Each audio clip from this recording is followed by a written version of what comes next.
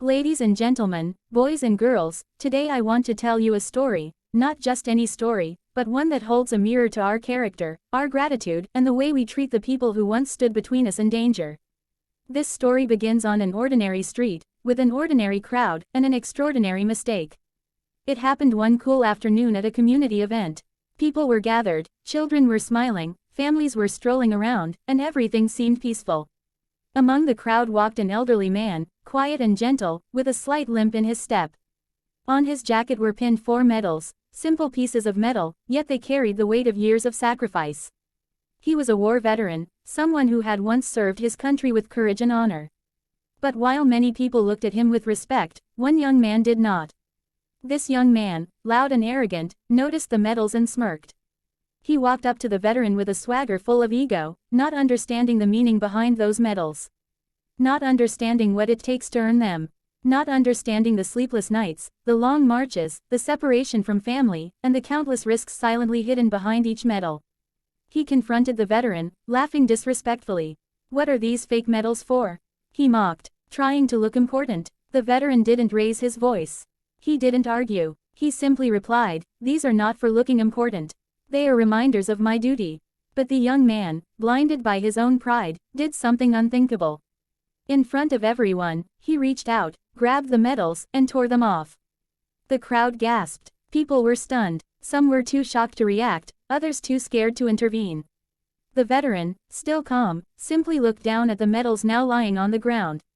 Tears gathered in the corners of his eyes, not because of the pain, but because of the disrespect. He had once risked his life for people he didn't even know, yet here he was being humiliated by one of his own. But fate has a way of teaching lessons at the right time. Only a couple of minutes later, something changed. From the other side of the street came the distant sound of boots marching in sync. The young man turned around, confused, as people moved aside. A group of uniformed soldiers approached, men and women proud, disciplined, and carrying an aura of authority that made the air feel different. At the front of this group was their commanding officer. And to everyone's surprise, when he saw the elderly veteran standing there with his medals on the ground, he stopped immediately. The officer walked straight to the veteran, stood firmly, and gave him a crisp salute, the kind of salute filled with respect, honor, and deep gratitude. The entire unit behind him stood in attention as well. It was a moment powerful enough to silence the whole street. "Sir," the officer said respectfully, "it is an honor to meet someone who served before us. These medals deserve the highest regard."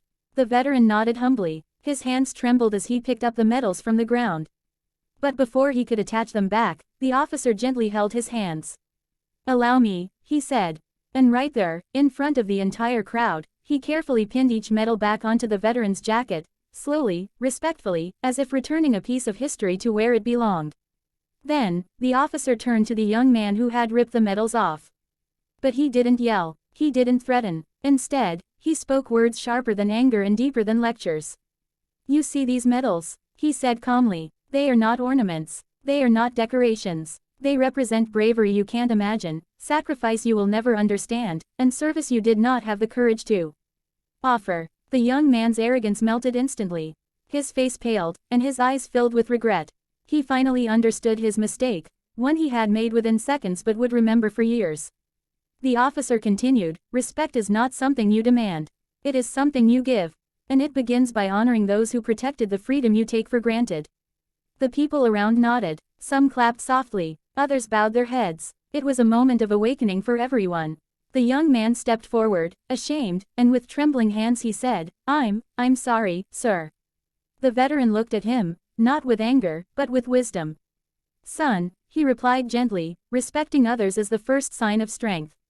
Learn from this moment." And with that, the lesson was delivered, not through punishment, but through dignity. Not through shouting, but through honor. Ladies and gentlemen, this story teaches us something very important. Never misjudge a person based on what you see on the outside. That elderly man with the limp was once a protector. Those medals you might think are meaningless represent nights of fear, days of hardship, and years of service. We often forget to appreciate the people who keep us safe. The soldiers, the veterans, the police officers, the firefighters, the medics. They don't ask for praise. They don't seek attention, but they do deserve respect. In life, arrogance may make you feel powerful, but humility makes you truly strong. Pride may make you loud, But respect makes you honorable. And disrespect, even if done in a single moment, can shatter a person's heart far more than you realize. To the young people listening today, strength is not in how loudly you shout. Strength is in how respectfully you speak. Greatness is not in winning arguments. Greatness is in winning hearts. And to everyone else, let us learn to value our elders. Let us respect those who have served. Let us show gratitude to those who sacrifice quietly. Because sometimes, heroes walk among us in simple clothes, with quiet steps, and medals that carry stories we may never fully understand. The veteran in this story didn't need revenge. He didn't need anger. What restored his honor was the respect shown by those soldiers who recognized his sacrifice. Remember, when you disrespect someone, you reveal who you are, not who they are. When you honor someone, you raise not only them, but yourself. So let us be people who choose honor over ego, respect over arrogance, and gratitude over carelessness.